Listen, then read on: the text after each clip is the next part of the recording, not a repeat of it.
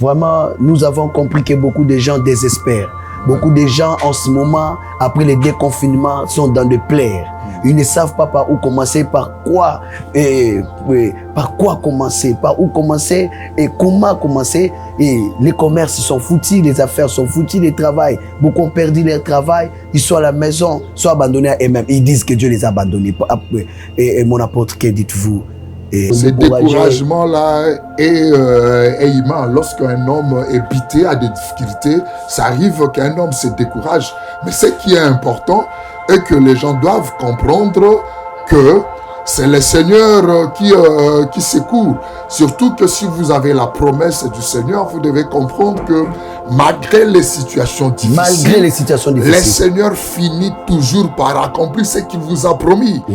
Que le Seigneur vous bénisse dans cette 20 minutes d'édification que nous allons parler, que nous voulons prier avec vous. Et je ne suis pas seul, J'ai reçu un homme de Dieu, l'apôtre Loving Lumpupu Tambwe, et avec qui nous allons prier pour vous. Peu importe les problèmes dans lesquels tu passes, Dieu va te faire bien. Mon apôtre, shalom. Shalom, homme de Dieu. Que le Seigneur vous bénisse. Nous sommes très heureux de vous avoir aujourd'hui et je sais que le Seigneur va se manifester. Okay, moi aussi, je suis très heureux d'être invité, de participer à cette émission. Et je salue aussi les téléspectateurs qui sont en train de nous suivre. Que le Seigneur les bénisse. Vraiment, nous avons compris que beaucoup de gens désespèrent. Beaucoup de gens en ce moment, après le déconfinement, sont dans des plaies. Ils ne savent pas par où commencer, par quoi commencer, par où commencer et comment commencer. Et les commerces sont foutus, les affaires sont foutues, le travail. Beaucoup ont perdu leur travail, ils sont à la maison, sont abandonnés à eux-mêmes. Ils disent que Dieu les a abandonnés. Et mon apôtre, que dites-vous? Ils disent que Dieu les a abandonnés.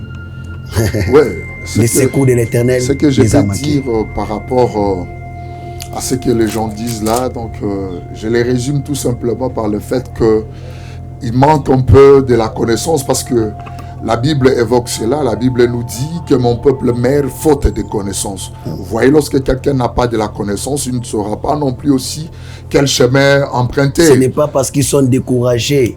Oui, ce découragement-là, même les hommes de Dieu, ils sont découragés. Ce découragement-là est immense. Lorsqu'un homme est buté à des difficultés, ça arrive qu'un homme se décourage. Mais ce qui est important est que les gens doivent comprendre que c'est le Seigneur qui secourt. Surtout que si vous avez la promesse du Seigneur, vous devez comprendre que malgré les situations difficiles, le Seigneur finit toujours par accomplir ce qu'il vous a promis. C'est pour dire que ce n'est pas la situation dans laquelle nous sommes en train de traverser ces derniers temps que vous pouvez manquer de la confiance à ce Dieu-là, parce que Dieu vous a dit qu'il vous bénira. Ce n'est pas le fait qu'il y a cette situation de la COVID-19 que cela anéantira la promesse de Dieu sur vous. Même si les choses ne marchent pas, persévérez, parce que vous devez aussi comprendre une chose est vraie dans ces choses, que les diables attaquent les enfants de Dieu pour que les enfants de Dieu ne persévèrent pas dans la voie du Seigneur.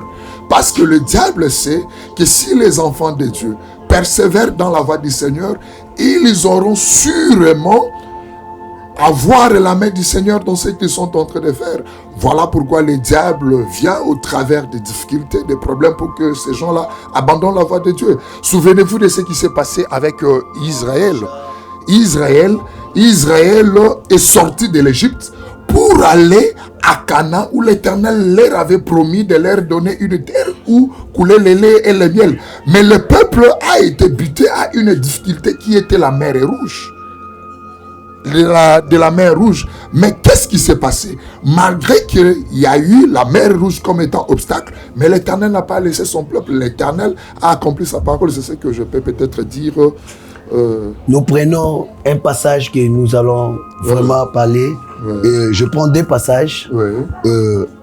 Psaume 107, verset 20, qui est connu. Nous voulons prier pendant même quelques minutes. La Bible dit, il envoya sa parole et les guérit. Il les délivra de leur infection.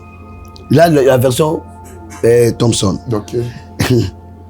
qu'il célèbre l'Éternel pour sa bienveillance et pour ses merveilles en faveur des humains. Parce que la Bible dit, dans leur détresse, ils crièrent à l'Éternel.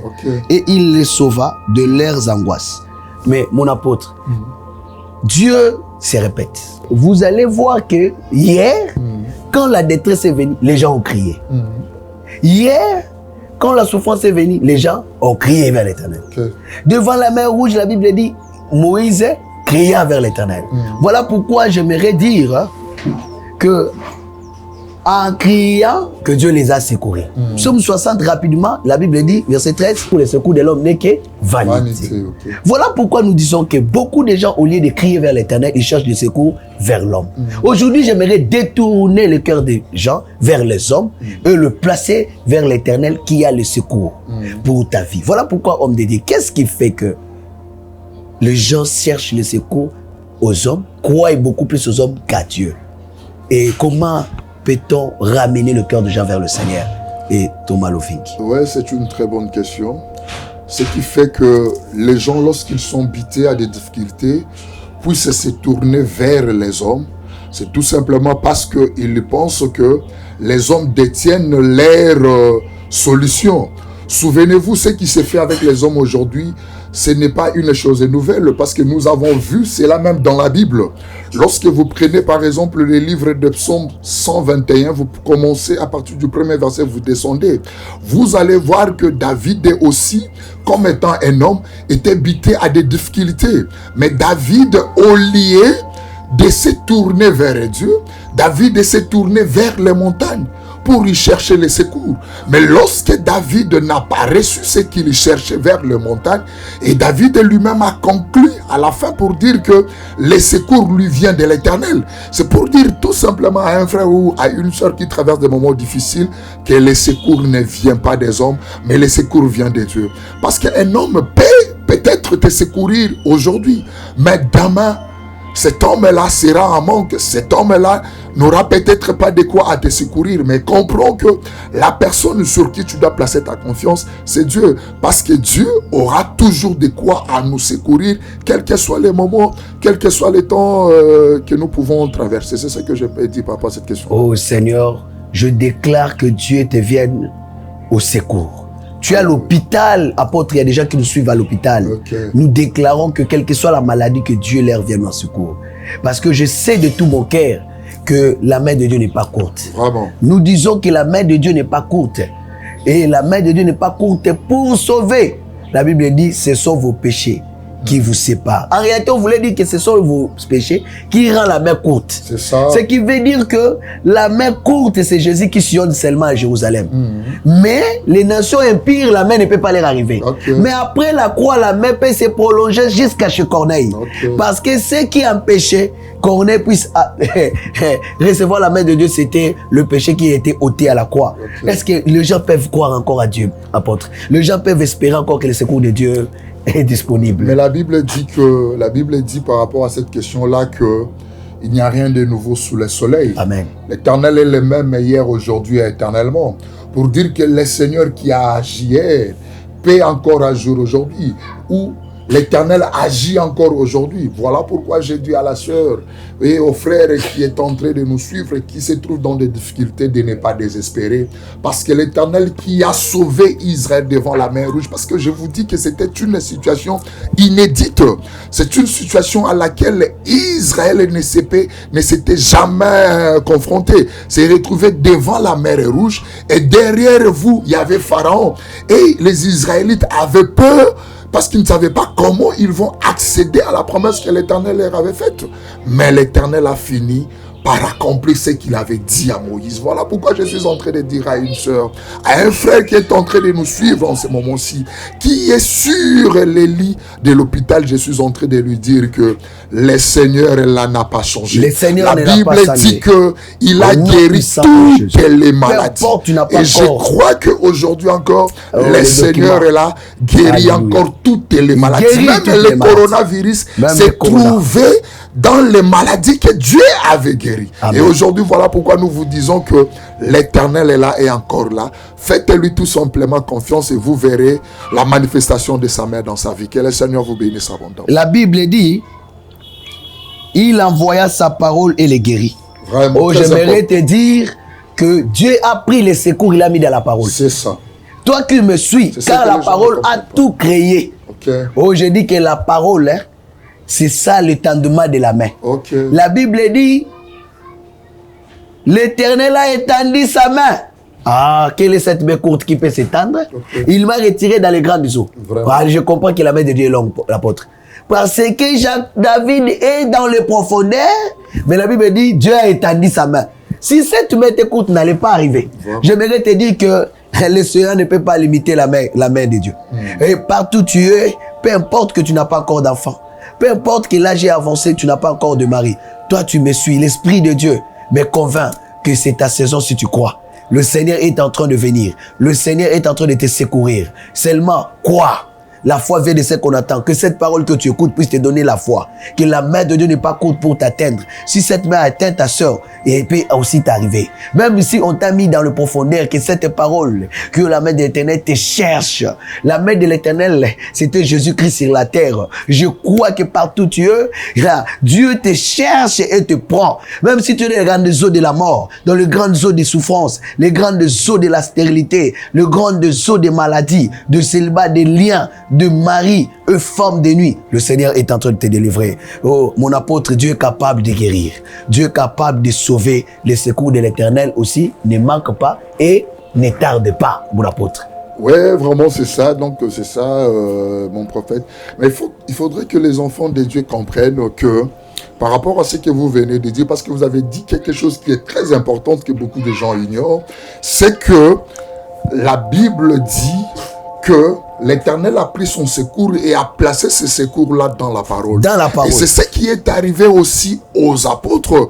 Parce que les apôtres, parce que lorsque nous parlons de la parole, nous parlons aussi de la vie, de la sanctification qu'un enfant de Dieu doit observer pour que la main de Dieu ne soit pas courte dans sa vie. Parce que vous avez dit ça. Vous avez dit que la main de Dieu n'est pas courte pour agir, mais ce qui rend cette main-là courte, c'est tout simplement les péchés. Pour dire que lorsqu'un homme pêche, il ne peut pas bénéficier de la main de Dieu. C'est comme ça même que Moïse, dans le livre d'Exode 2, Moïse était un enfant. Mais vous allez comprendre que Moïse était un enfant, mais Moïse était sous la condamnation de Pharaon, parce que Pharaon avait dit que tout enfant mâle devait être tué.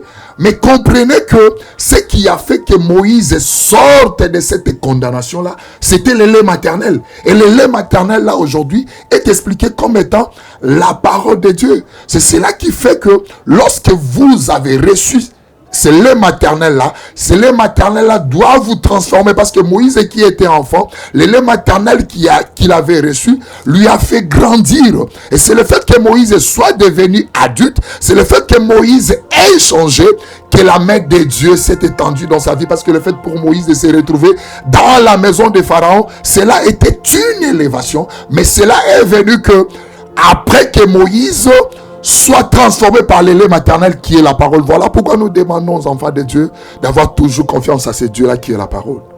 Voilà, nous allons prier pendant quelques minutes. Que la main de Dieu touche. La main de Dieu secoue, visite nos frères et sœurs qui nous suivent de partout. Que Dieu les visite. Je crois, nous allons commencer à prier pendant 30 secondes pour ceux qui sont malades, dans des soins intensifs. Partout, même si toi qui me suis, ta soeur, ton frère est dans les soins, il est au coma. Il n'a même pas 200 000 $, il n'a pas beaucoup d'argent pour chercher les reins ou les cœurs pour remplacer. La leucémie, les cancers l'a frappé.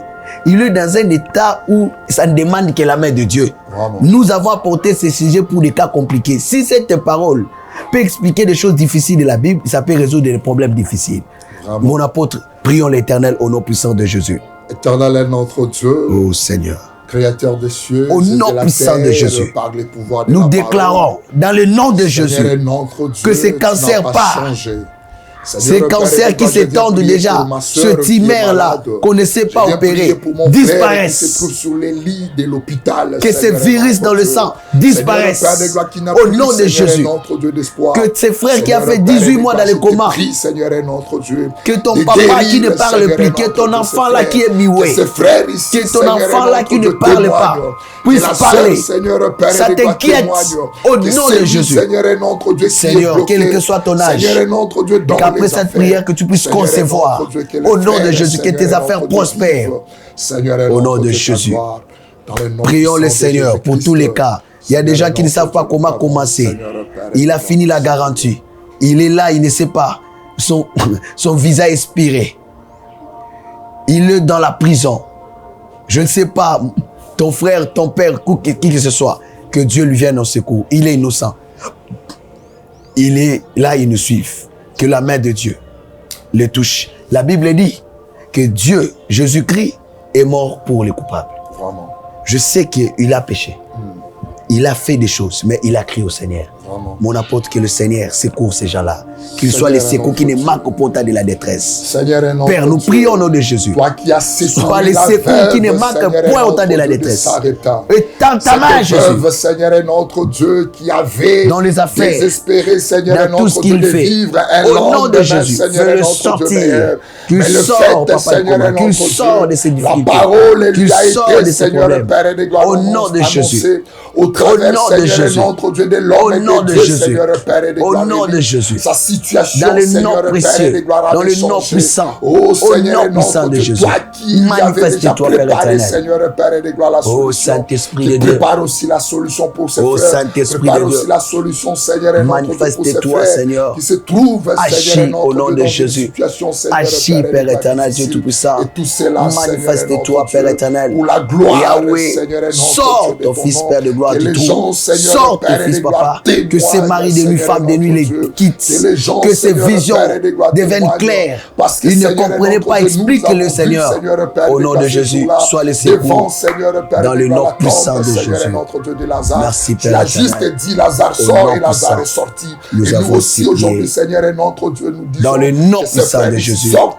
Merci, Père de gloire, pour ta grâce. Au nom de Jésus-Christ. Nous avons ici prié, nous croyons que tu agis. La Bible dit tout ce que vous demanderez en priant, croyez que vous l'avez reçu et vous le verrez s'accomplir. Que la grâce de Dieu vous soit favorable au nom de Jésus-Christ. Amen. Amen. Que le Seigneur vous bénisse là où vous êtes. Quand vous avez un problème qui vous dépasse, appelez-nous et le Seigneur ne manquez pas à vous faire grâce. Que le Seigneur soit favorable, mon apôtre. Vraiment que le Seigneur vraiment soit loué. Amen. Qu'il bénisse tous ceux qui nous ont suivis. Ciao. Que Dieu vous bénisse. Oui, il est vrai que parmi nous, Dieu donne aussi le don de l'interprétation. Mais là, c'est le Père, Jacob. Jacob, aujourd'hui, il est comme ministre de Dieu. Il est le pasteur, le prophète, le docteur, l'évangéliste dans une église, dans une assemblée locale. Mais c'est lui qui a l'explication. Oui, tu vas me dire, Jacob, c'est aussi l'image de Dieu. Je dis Amen. Mais Joseph, c'est Jésus, qui est dans la maison de son père. Il est après, c'est l'image du prophète qui parlait. Il est dans la maison de père. Mais il y aura un temps aussi, Jacob sera chez Joseph parce qu'il passera 17 ans là-bas. Comprenez pas? Si vous parlez de Jésus, vous comprendrez que Jésus-Christ est sorti du Père. Mais le Père aussi est sorti du Fils. Il y a un temps où Jacob prend en charge Jésus, il y a un temps aussi Jésus prendra en charge du Père. Mais il y a un temps où Joseph prend en charge de l'âge. Il y aura un temps la charge aussi, l'âge lui prendra en charge. Donc je vais dire quoi? Joseph, quand il rêve, comme toi et moi, nous sommes comme des Joseph. Nous avons des visions. Mais allons. L'Esprit de Dieu explique peut-être le prédicateur. L'interprétation vient de l'Esprit. Mais Joseph a rêvé, le Père a expliqué. Il a vu dans une vision les étoiles, les songes, et la lune et le soleil. Il dit, moi, c'est lui-même le soleil, ta mère, la lune et les 11 étoiles s'est posté devant toi. Le Père a gardé le souvenir. Joseph qui rêvait, un jour il est devenu interprète de songes. Ah, j'aime ça. Je remarqué, il rêve une vache. Mais quand Joseph vient, il interprète des années. Combien de fois tu as passé à côté d'une vision, mais tu vois dans une vision que tu enlèves les chaussures. Mais Dieu te montre que toi tu es capable de traiter ces problèmes. Tu dois chercher le secours. Mais toi tu dis non, je n'avais pas des ailes. Donc il faut chercher l'explication de Dieu. Dieu peut nous déplacer avant que le problème n'arrive. et nous restons en communion. Mais pourquoi? Parce que Dieu a une mission avec nous. Dieu a une mission avec toi. C'est comme ça que j'ai dit qu'il y a une direction. Vraiment, nous avons compris que beaucoup de gens désespèrent. Beaucoup de gens en ce moment, après le déconfinement, sont dans des plaies. Ils ne savent pas par où commencer, par quoi commencer, par où commencer et comment commencer. Et les commerces sont foutus, les affaires sont foutues, le travail. Beaucoup ont perdu leur travail, ils sont à la maison, sont abandonnés à eux-mêmes. Ils disent que Dieu les a abandonnés. Et mon apôtre, que dites-vous? Ce découragement-là est immense. Lorsqu'un homme est bité à des difficultés, ça arrive qu'un homme se décourage. Mais ce qui est important est que les gens doivent comprendre que c'est le Seigneur qui secourt. Surtout que si vous avez la promesse du Seigneur, vous devez comprendre que malgré les situations difficiles, le Seigneur finit toujours par accomplir ce qu'il vous a promis.